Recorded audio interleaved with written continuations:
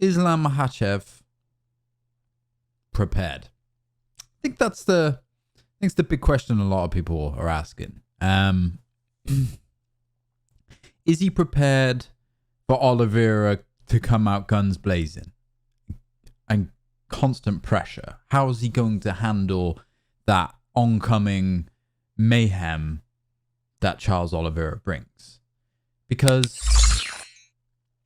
I don't think he's had that in his face style fighting before in such a way which matches Oliveira. And the way I go at that is because Oliveira has a very kind of unique lengthy style. Like, you see a lot of people who's in Oliveira's structure as an MMA fighter, they typically fight more on the back foot, right? If you compare him to like almost like an Adesanya build, right? Lean, tall, long.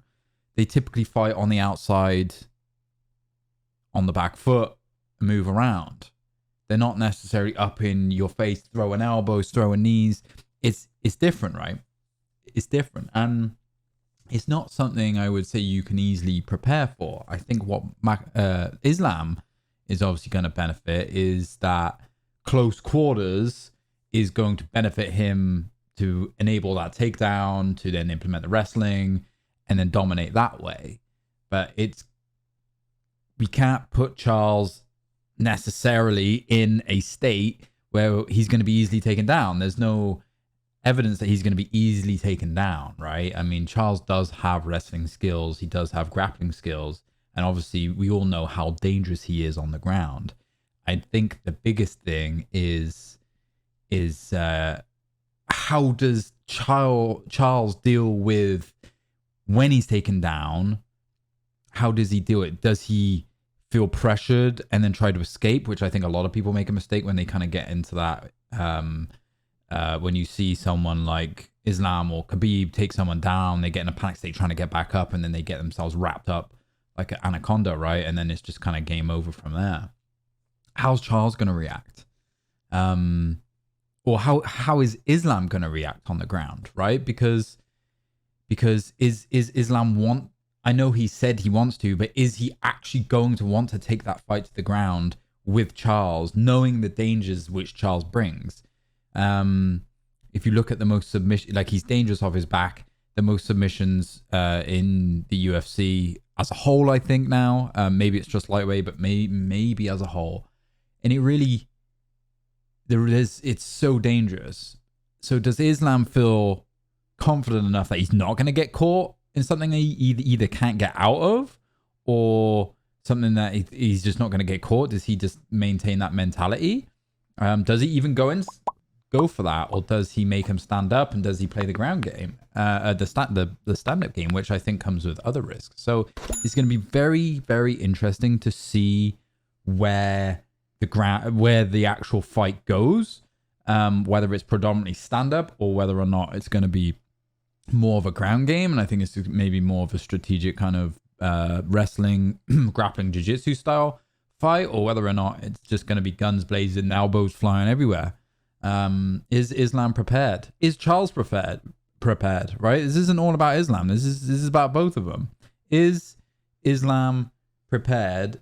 Is Charles prepared for what Islam brings to the table when it comes to his skill set? Because Islam's a much better striker than what Khabib is. They haven't fought. He's a much better striker.